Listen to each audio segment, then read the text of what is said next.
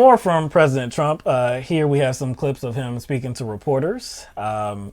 This first clip, he gives a big up to conservative, I don't know, what do you want to call him? Conservative commentator, Pundits. Mark Levin. Pundit. Yeah, conservative pundit, I guess. Conservative icon. Yeah, but he gives him a big up. He gives him a big up and uses him to say that everything is fine. I guess Mark Levin is the barometer of what's fine and what's not. I just told him I've got to come over and see the fake news. Let's go. What do you have, John?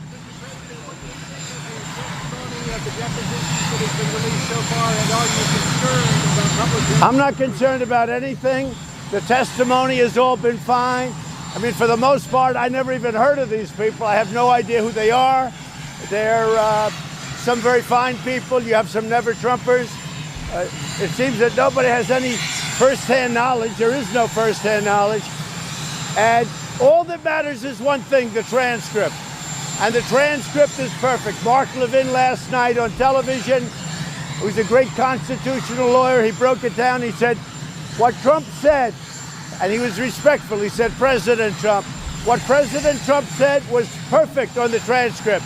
What he said on that telephone call with the president of Ukraine was perfect. So, Mark Levin, conservative pundit, offers conservative commentary. How is his opinion relevant in this? I don't know. What does it even mean? What does it amount to? He's a constitutionalist. And so he analyzed the non-transcript that was released by the White House, just the summary of the phone call that President Trump had with President Zelensky. And by Mark Levin analyzing it, that's all that matters. He said that there was nothing wrong with the phone call. Trump also said that with these witnesses that he doesn't know. He doesn't know any of them, but a lot of them were never Trumpers. He said that there was no firsthand knowledge. Nobody has firsthand knowledge of anything, which is a complete... This is not true. A complete fabrication. Let's just say he doesn't know. First of all, I find it hard to believe that he doesn't know Sondland. Oh. Number one. You know good and well he knows Sondland. Somebody who donated $1 million to his inaugural fund. You know. Oh, I think money talks to Trump.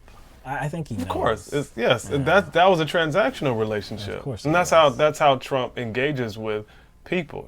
Everything is transactional to him, especially that appointment, because you donate money to Trump, you get a position. Becomes the ambassador to the EU, just like that. And so his job is to do Trump's personal bidding. Yeah. That's the price of admission he paid for. That's a transactional relationship. I guarantee you he knew Sondland, but let's just say he didn't know anybody. Let's say none of these people were known to Trump. And actually, that's not so unbelievable, other than Sondland. It's believable that he wasn't really aware of individuals who had important positions in his administration. There's a lot of different positions. A lot of different positions, and we know he has memory issues. And I think he doesn't really care about governing, really. I just think he's just using the executive office to do his little personal shit on the side. But let's just say he doesn't know any of these people. That has no bearing on whether what he did was wrong or right. That's simple as that. Like, simply because you don't know your accusers personally or don't know of them, that doesn't make you innocent. That doesn't even make sense. No, it doesn't. But we have another clip, and you said it would be hard to believe that President Trump does not know Sondland.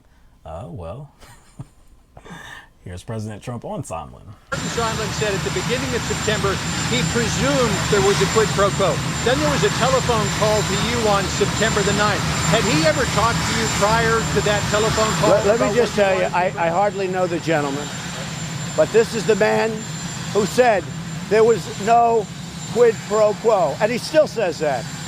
And he said that, I said that. And he hasn't changed that testimony.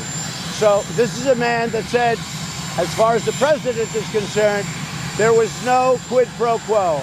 Everybody that's testified, even the ones that are Trump haters, they've all been fine. They don't have anything. I don't. He said he hardly knows the guy. He hardly knows the guy.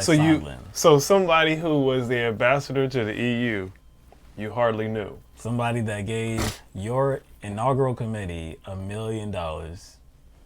Yeah. You don't know. I don't know. Just a regular dude that I guess you had nothing to do with appointing him to the role that he's currently in, too, the ambassador to EU. Maybe you had no input. That wasn't no, I've read that it was Pompeo's idea, but ultimately, I don't think it becomes, I don't think he gets that position without donating that money. No.